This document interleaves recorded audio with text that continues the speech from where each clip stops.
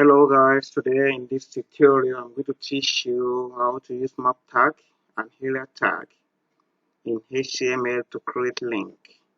I will begin by opening up my HTML editor, and I will begin by typing img to create my image.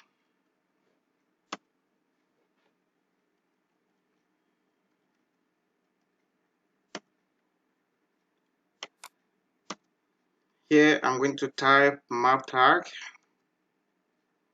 So I'm going to use image as my selector here, and in between the map tag I'm going to type header tag, and the shape will be circle, and the code will be 50, 20, and then 50. So I'm going to direct my link to Fiverr. So I will type http // then fiverr.com, and I'm going to use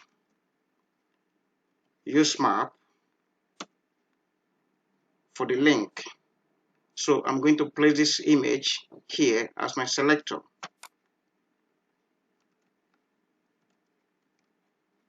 So I'm going to get the weight of the image.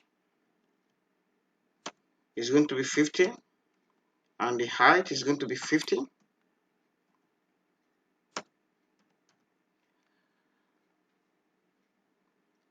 Now it's done. I'm going to refresh my browser now and see what I've done so far.